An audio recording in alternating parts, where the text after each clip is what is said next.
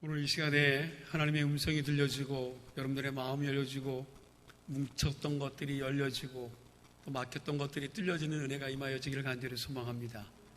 이 말씀을 들으면 하나님의 음성이 들려지는 은혜의 시간이 되었으면 좋겠고 하나님 앞에 더 가까이 나가고 여러분들의 삶이 하나님의 은혜가 임하는 그런 역사들이 일어나기를 간절히 소망합니다.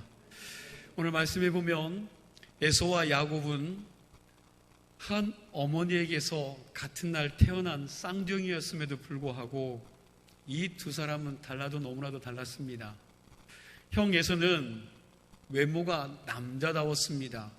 기골이 장대한 사나이였습니다. 살결이 붉고 털이 많아 좀 터프한 그런 남자의 모습이었습니다. 27절 말씀 상반절에 보니까 그 아이들이 장성함에 에서는 익숙한 사냥꾼이었으므로 들사람이 되고 그랬는데 들사람이 되었다는 말이 무슨 뜻이냐? 다른 번역 성경을 보니까 들에서 지내기를 좋아했다 그랬습니다. 들에서 지내기를 좋아했다라는 거죠.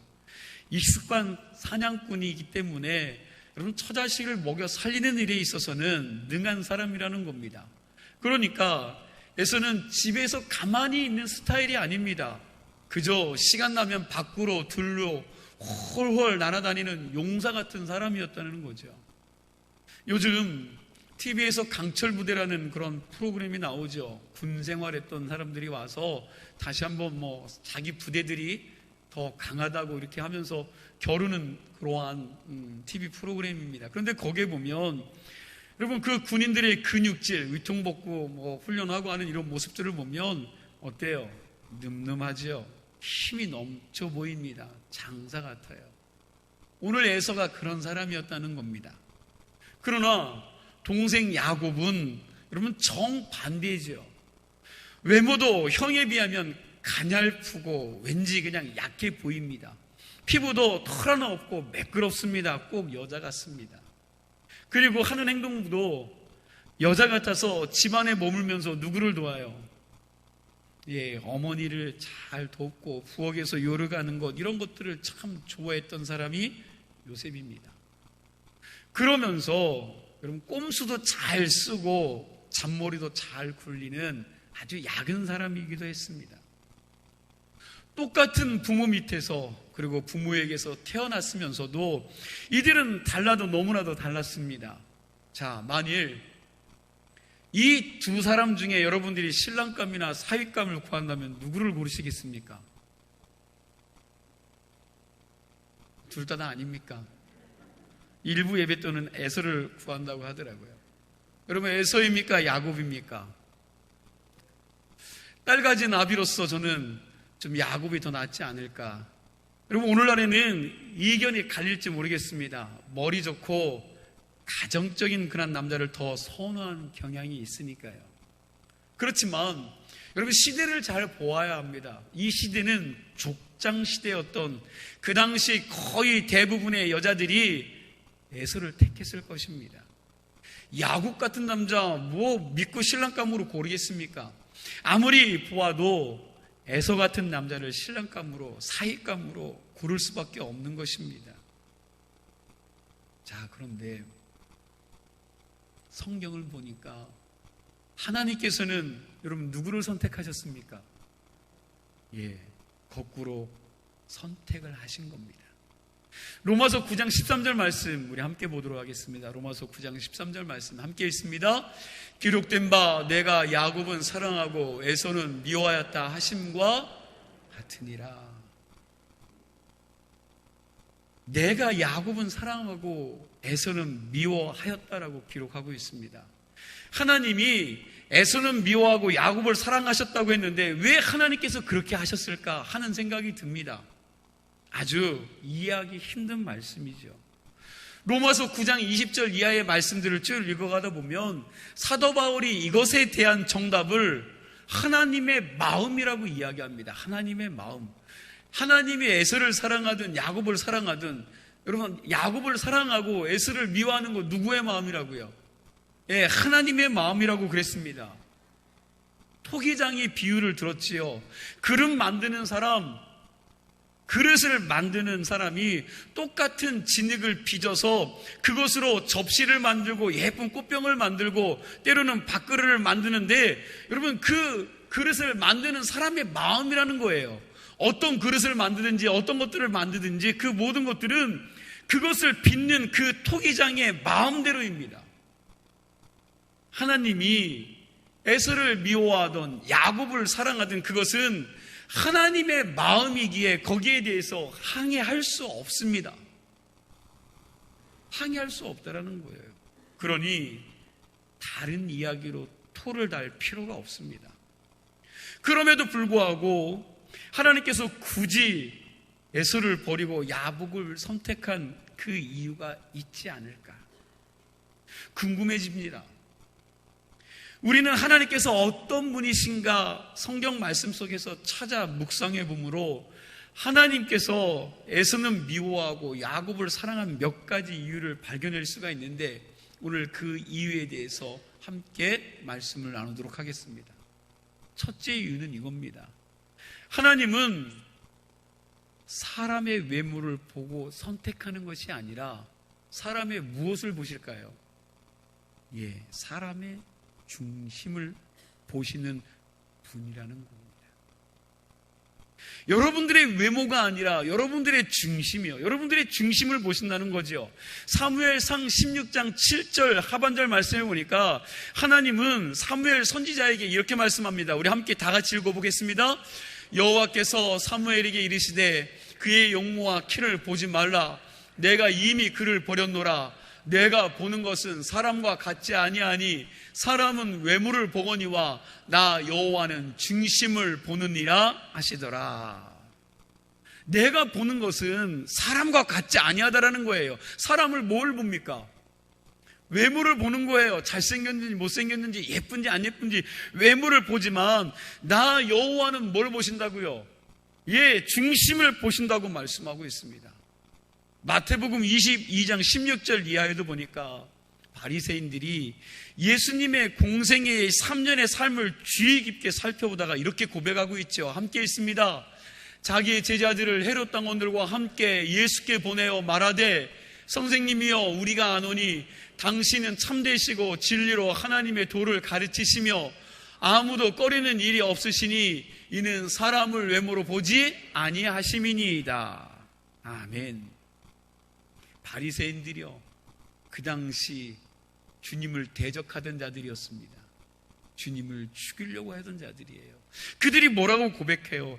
선생님이요 우리가 아노니 당신은 참되고 진리로 하나님의 도를 가르치며 아무도 꺼리는 일이 없으시니 그 이유는 사람을 외모로 보지 않기 때문이라고. 예수님을 대적했던 이 바리새인들조차도 예수님의 삶을 자세히 보고 뭐라고 말하는 거예요? 예수님은 외모로 사람을 판단하는 분이 아니로구나, 그렇게 말씀했다라는 거죠. 사실 우리 인생들은 눈앞에 보이기에 좋은 것을 선택합니다. 옛말에도 때깔 좋은 음식이 먹기도 좋다는 말이 있는 것처럼 그저 속이야 어찌됐든 간에 보기 좋은 것을 선택하는 것이 우리 인간의 속성이 아닌가라고 생각을 해봅니다. 특별히 성형수술이 얼마나 많은지 모르죠. 코 높이고 턱을 깎고, 여러분 이 광대뼈에 뭘 집어넣어요? 바람을 집어넣고 수술을 하죠. 쌍꺼풀을 만들고. 여러분 말할 수 없습니다. 몸도 깎아내리고 한다고 그러죠.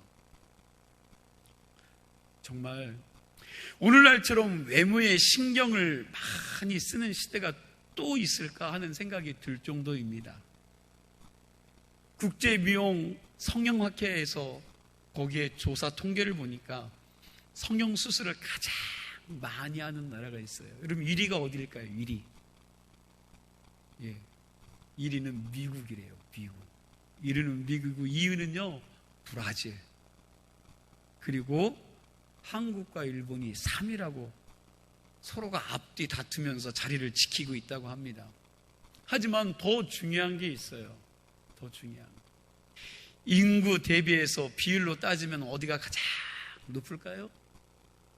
예, 한국이요. 한국이 인구 대비해서 압도적으로 1위를 차지한다고 합니다. 성형수술이 좋다 나쁘다를 말하는 것이 아니라 그만큼 요즘 시대가 뭘 중시한다고요? 예, 외모를 중시하고 적극적으로 그것을 어필하는데 아끼지 않고 투자하는 그런 시대가 되었다라는 것입니다. 남자나 여자나 인물이 좋으면 우선 뭘 하든지 먹고 들어갑니다. 요즘 남편을 가스라이팅하다 의도적으로 죽음에까지 몰고 가 그런 의혹을 받고 있는 사람이 있지요. 그럼 이 사람 인터넷에 보니까 예쁘니까 뭐가 된다고요? 참 기가 막힌 말이지만 예쁘니까 용서가 된다고 온라인상에 옹호하는 팬들이 생겼다는 기사를 보고 정말 기가 막혔습니다. 그런데 성도 여러분, 하나님은 사람을 외모로 보지 않으십니다.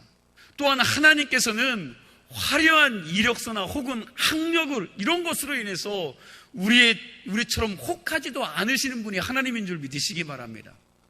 그럴듯한 미사 요구에도 속지 않으시고 아첨에도 넘어가지 않으신 분이 하나님인 줄 믿으시기 바랍니다.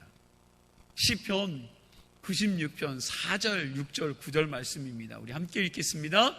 여호와는 위대하시니 지극히 찬양할 것이요 모든 신들보다 경외할 것이며 존귀와 위엄이 그의 앞에 있으며 능력과 아름다움이 그의 성소에 있도다. 아름답고 거룩한 것으로 여호와께 예배할지어다. 온 땅이여 그 앞에서 떨지어다. 아멘. 모든 능력과 아름다움과 존귀와 위엄이 가득한 우리 하나님께서는 무엇으로 하나님을 예배하라고 말씀하고 있습니까? 무엇으로요? 아름답고 거룩한 얼굴입니까? 아니면 아름답고 거룩한 것입니까? 예, 아름답고 거룩한 것입니다. 하나님은 오직 중심을 보시는 분이신 줄 믿으시기 바랍니다. 다윗의 형들, 여러분 다윗 아시죠? 다윗. 사무엘상 16장 말씀에 보면 사무엘이 하나님의 명령을 따라서 여러분 사울 다음에 뽑을 왕을 선택하러 가는데 여러분 다윗의 형들이 외모가 출중했던 것 같아요. 아주 잘생겼다고 그렇게 성경은 표현하고 있습니다. 거기다가 왕이 될 만한 능력도 가지고 있었던 것 같습니다. 그 중에서도 제일 맏형 첫째인 엘리압이라는 사람은 외모가 아주 좋았던 것 같습니다.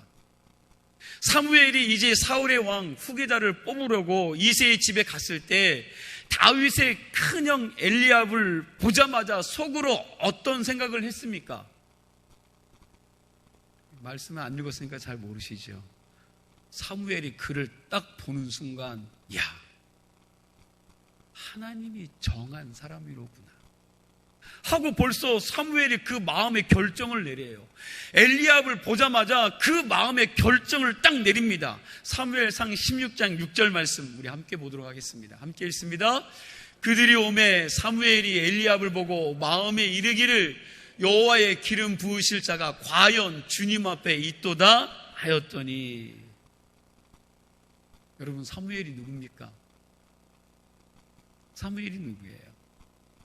우리와 같은 보통 사람이 아니죠. 사무엘은 태어날 때부터 성령의 감동으로 그 어머니 한나의 깊은 기도를 통해서 태어난 사람이 사무엘입니다. 그리고 젖을 떼자마자 성전에서 하나님의 법궤 앞에서 지냈던 사람입니다. 그야말로 성령이 충만한 가운데 늘 하나님과 동행했던 하나님의 능력의 종이 사무엘입니다. 이런 사무엘이 다윗의 큰 형을 보고 야, 이 사람이 하나님이 택한 사람이로구나 한 것입니다. 그 정도로 인물이 좋았던 사람이 엘리압이었다는 것입니다. 그런데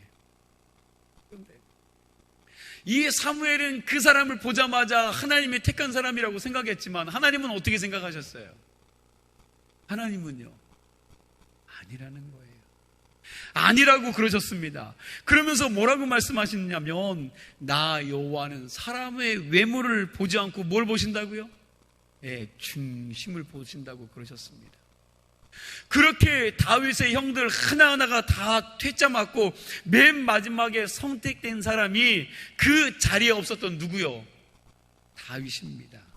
그때까지 다윗의 아버지 이새도 다윗을 생각하기를 저 녀석은 아직 사람 구실할 때가 안 되었다라고 생각해서 형들은 다 집합시켜 놓고 다윗만 들에서 양을 지키게 했습니다.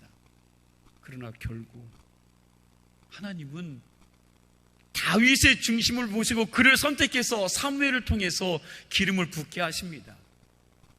하나님은 외모가 출중했던 에서는 버리시고 외모가 대단하지 않았던 이 야곱을 선택하셨는데, 특별히 외모를 아주 중시 여기는 이 시대에 이 말씀이 우리에게 주시는 메시지가 있습니다. 뭡니까?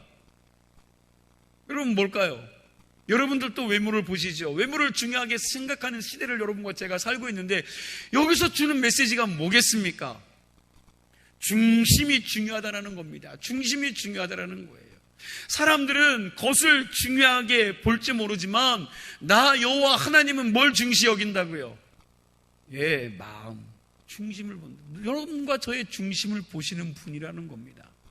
내 중심이 하나님 마음에 합당한 사람으로 인정된다면 하나님은 그 사람을 통해서 큰 영광을 받으실 것입니다.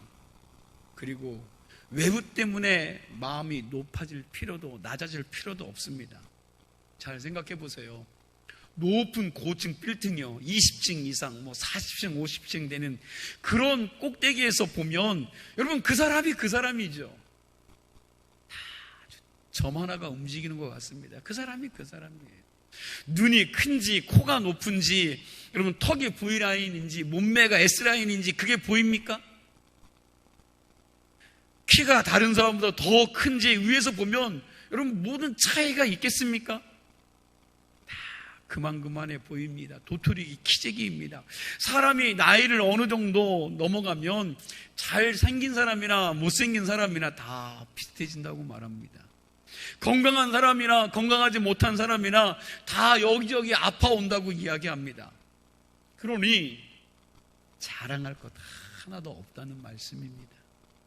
그러나 그분 안에서 흘러나오는 아름다운 인품과 하나님 닮은 거룩함은 다르다는 사실이에요. 어디에 있으나 뚜렷하게 구별되는 주변에 아름답고 거룩한 영향을 끼치는 자들이 있습니다. 여러분과 제가 그러한 사람이 되었으면 좋겠습니다. 외모 때문이 아니라 여러분들이 가지고 있는 거룩한 그 성품 때문에, 인품 때문에, 하나님께서 여러분과 저에게 심어주신 그 인품 때문에, 그리고 하나님을 닮아가는 그 거룩한 성품 때문에 여러분들을 어디다 갖다 놓아도 뚜렷하게 예수 믿는 자구나, 하나님의 사람이구나, 정말 아름다운 거룩한 영향력이 저 안에 있구나. 여러분 그런 고백이 여러분과 저를 통해서 터져나오기를 소망합니다. 산 위에 있는 동네처럼 숨길 수가 없는 자들이 되시기를 바랍니다. 이 시간 하나님은 우리의 외모를 보지 않고 우리의 중심을 보신다는 이 사실을 다시 한번 깨닫고 우리 속, 나의 중심, 이 속 사람을 하나님 보시기에 아름답게 다듬어가는 하나님의 사람들이 다 되시기를 축원합니다. 이제 두 번째로 생각할 게 이겁니다. 하나님이 보셨을 야곱의 중심이 뭐냐는 거지요. 하나님이 야곱을 보면서 그 야곱의 중심이 뭐가 있느냐는 거예요. 이것을 또 다르게 표현하면 하나님께서 에서를 버리시고 야곱을 선택하신 두 번째 이유가 됩니다. 야곱의 중심에 뭐가 있느냐. 결론부터 얘기한다면 야곱은 신앙적인 가치관을 가지고 있었던 사람이었기에 하나님이 사랑하셨다라는 거예요. 하나님이 사랑할 수밖에 없도록 신앙적인 가치관을 가지고 있었던 사람이 야곱입니다. 또한 야곱은 미래지향적인 가치관을 가지고 있었던 사람입니다. 반면에 에서는 외모가 출중하고 좋았지만 그는 아주 현실적인 사람이고 세속적인 사람이었습니다. 육체의 욕망과 욕심에 대해서 반응이 얼마나 빠른지 몰라요. 5G 같은 사람입니다. 육체를 위해서라면, 욕망을 위해서라면, 욕심을 위해서라면 즉각 반응하는 사람이었습니다. 그러나 눈에 보이지 않는 세계, 하나님의 나라의 영적인 축복에 대해서는 관심이 없었습니다. 뭐 장자권이 눈에 보였겠습니까? 눈에 보이지도 않고, 그리고 이 장자권을 가지고 행사할 수 있는 날이 언제 올지도 안 올지도 모릅니다. 이게 내게 어떤 은혜와 축복을 줄지 그것도 잘 모르는 겁니다. 에서는 이런 눈에 보이지 않는 무형의 가치에 대해서 전혀 신경 쓰지 않고 사는 거죠. 그저 팥죽 한 것이 더 좋은 겁니다. 아주 세속적이고 현실적인 인간입니다. 그러나 야곱은 그렇지 않았습니다. 지금 당장은 아무런 이익이 없지만, 지금은 내 배가 좀 고프지만 이 팥죽 한 그릇을 팔아서라도 몰려 하나님의 축복을 받을 수만 있다면 능히 배고픈 것도 참을 수 있었습니다. 야곱은 무형의 가치를 소중히 여기는 자였다는 사실입니다. 마태복음 6장 25절에서 33절 말씀, 여기에 보면 주님이 이렇게 말씀하시죠. 여러분과 제가 뜻을 생각하면서 한 절씩 교독하겠습니다. 그러므로 내가 너희에게 이르노니 목숨을 위하여 무엇을 먹을까 무엇을 마실까, 몸을 위하여 무엇을 입을까 염려하지 말라. 목숨이 음식보다 중하지 아니하며 몸이 의복보다 중하지 아니하냐.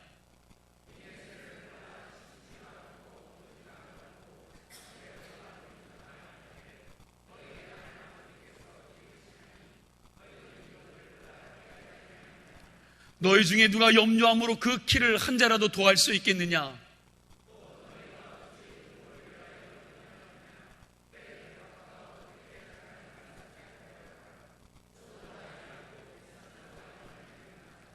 그러나 내가 너희에게 말하노니 솔로몬의 모든 영광으로도 입은 것이 이 꽃 하나만 갖지 못하였느니라.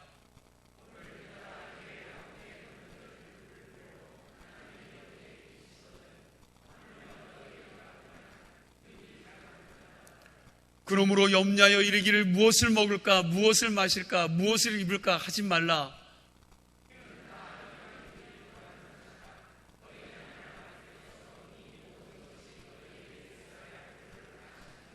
다 같이요. 그런즉 너희는 먼저 그의 나라와 그의 의를 구하라.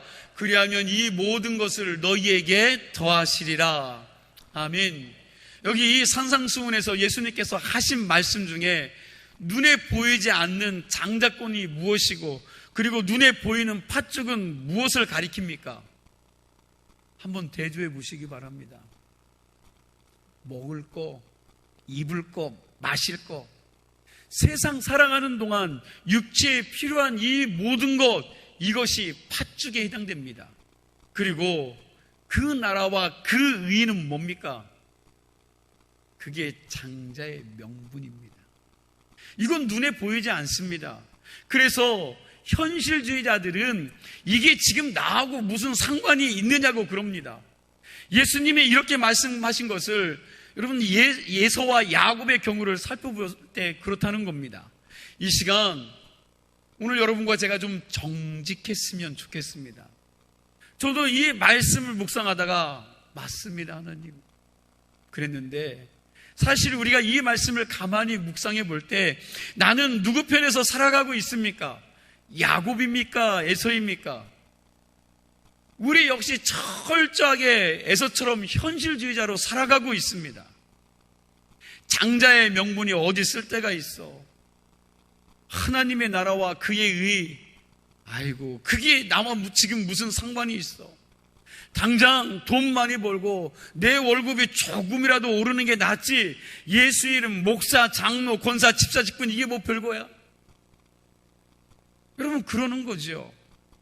가만히 생각하면 저나 여러분이나 실제 세상 속에서 살아가면서 야곱처럼 무형의 가치, 장차 하나님께서 우리에게 베풀어 주실 그 천국의 아름다운 축복, 이런 것들을 추구하기보다는 당장 뭐요? 눈앞에 보이는 겁니다. 눈앞에 보이는 팥죽 한 그릇에 더 밝아지는 거죠. 그것들을 더 추구하고 살아가는 겁니다.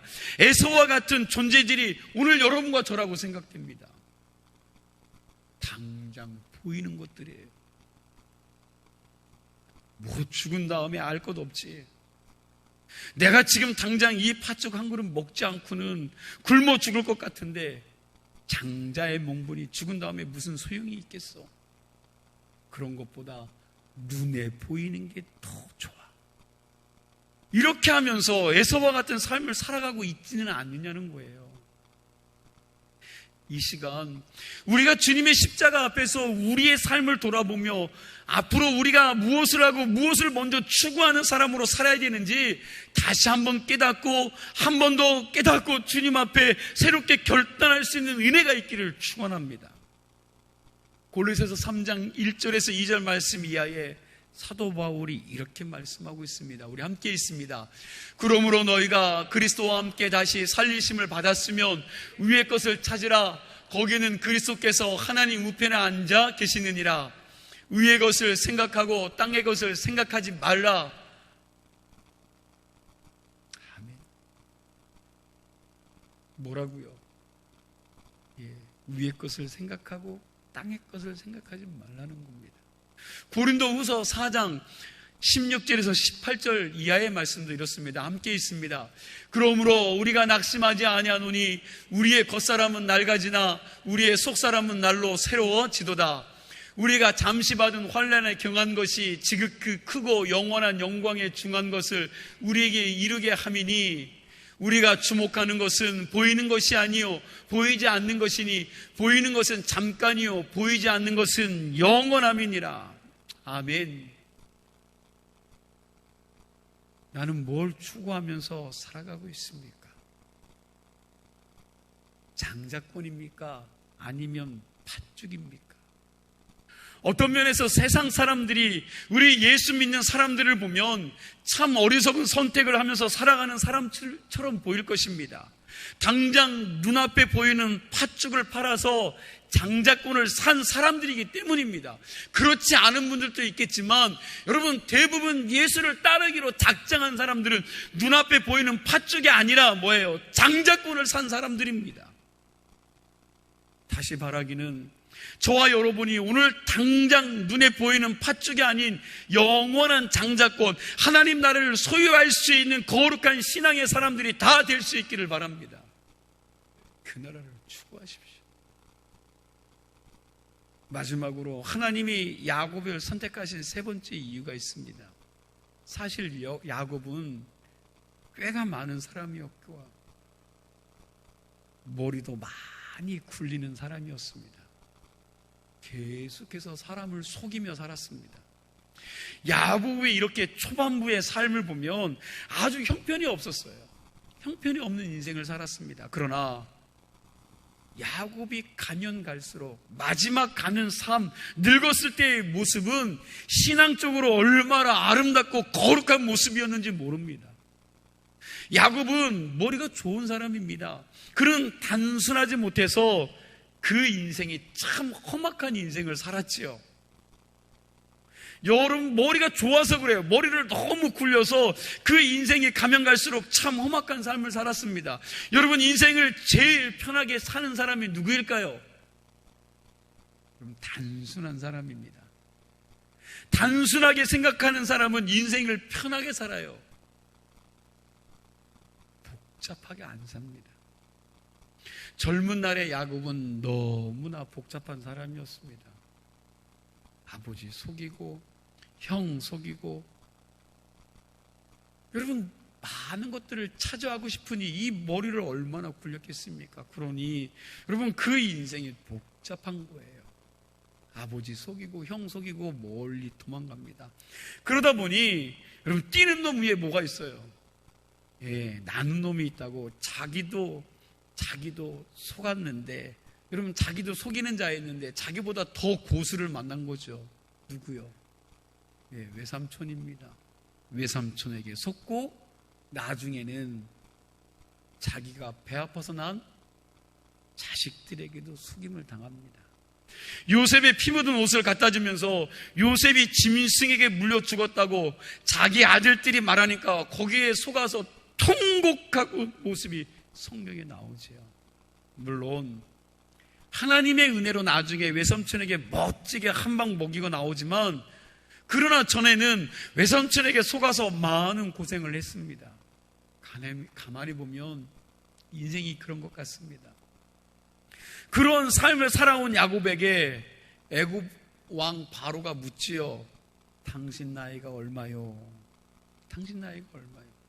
그랬더니 우리 조상님들의 나그네 세월에 비하면 별거 아니지만 그러나 내가 무슨 세월을 살았어요? 험악한 세월을 살았습니다. 험악한 세월을 살았다고 자신의 입으로 고백합니다. 자, 그런데 야곱이 이런 굴곡 많은 변화무쌍한 인생을 살았음에도 불구하고 그 생애 속에 한 번도 변하지 않고 살아간 게 있어요. 여러분, 절대적으로 그가 변하지 않은 게 있습니다. 뭘까요? 그게 뭡니까? 그런 인생, 굴곡진 인생, 변화무쌍한 인생을 살았음에도 불구하고 야곱은 누구를 붙잡고 살았습니까?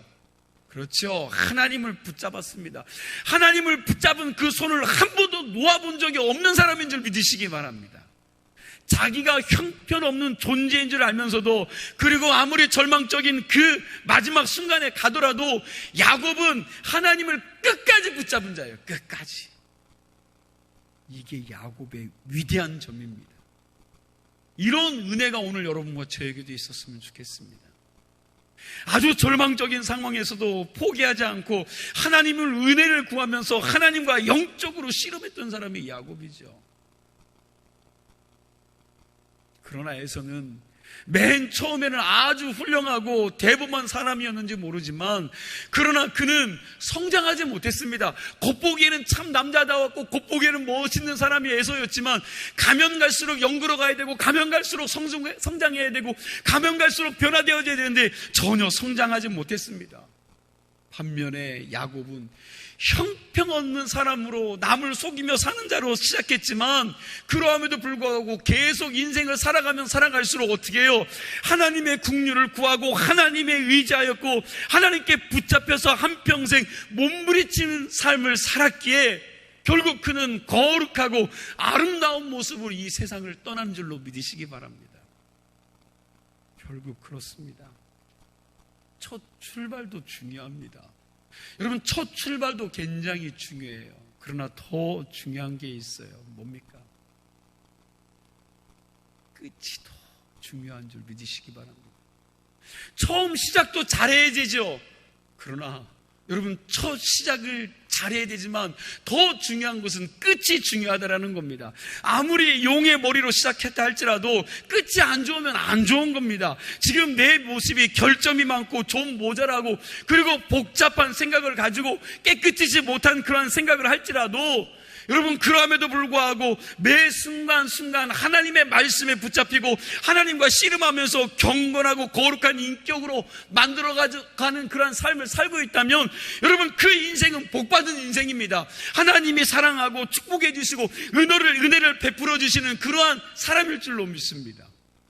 좀 어리석지만, 좀 부족하지만, 많은 것들로 인하여 생각이 복잡하지만 이 사람이 그 하나님 놓치지 아니하고 끝까지 그 하나님 붙잡고 오늘 이 야곱처럼 세월이 갈수록 성장하고 변화되어지고 하나님을 더 사랑하고 그 하나님을 더 의지하는 그런 인생이라면 여러분, 가능성이 있다는 거예요.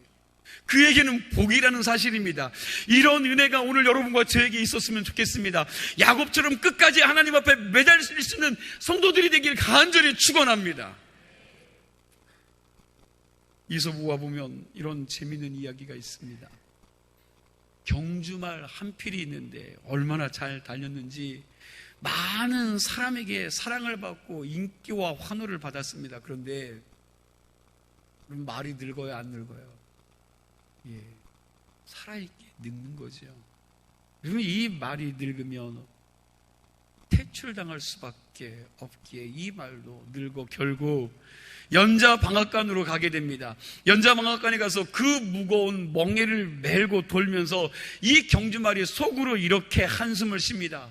그 경마장에서 환호를 받으며 평생을 뛰어온 나의 마지막 결승점이 여기라니. 그러면서 탄식합니다. 한평생 우리가 인생을 달려왔습니다. 그런데 지금까지도 달려온 모습이 아무리 멋있고 우렁찼다 하더라도 맨 마지막 꼬린 지점이 여러분 그저 연자방아 돌리는 그런 비참한 모습이라면 그 인생 얼마나 비극적인 모습이겠습니까? 그러나 우리는 야곱처럼 험악한 인생을 살았다 할지라도 마지막 꼬린 지점이 천국이고, 그리고 하나님의 우리의 삶의 결과에 대해서 야, 너 정말 수고했다, 너 정말 충성된 종이구나, 이렇게 말씀하시게 될 때 우리의 이 한평생 삶이 여러분 많은 것들로 인하여 유명해지지 않아도, 많은 것들로 인하여 무명한 삶을 살았어도 여러분 아무런 상관이 없다라는 거예요. 세상은 어떻게 볼지 모르겠지만 하나님이 너 정말 충성된 종이라고 말씀하시면 그 인생은 성공한 인생이 되는 줄로 믿으시기 바랍니다. 하나님이 인정한 인생이에요. 사람이 아니에요. 하나님의 은혜가 이 시간 거룩하게 살기로 결심하는 여러분의 심령에 넘치기를 축원합니다. 남은 여생 이 야곱처럼 하나님께 붙들려서 변화되어지고 끝까지 그 하나님을 놓지 않고 살아갈 수 있는 인생이 되기를 간절히 소망합니다. 하나님을 내 중심에 모시고 신앙의 가치를 일 원리로 두고, 그리고 마지막이 있다라는 것들을 늘 깨달으면서 여러분 인생의 마지막이 있다는 것을 깨닫는 게 지혜입니다. 그 인생임을 여러분들 깨달으셔서 마지막까지 변화되어지기를, 마지막까지 주님과 함께 동행하기를, 마지막까지 거룩하게 되기를 그렇게 결심하며 주님 닮아갈 수 있는 우리 주문일교회 성도님들이 다 되시기를 축원합니다. 기도하시겠습니다.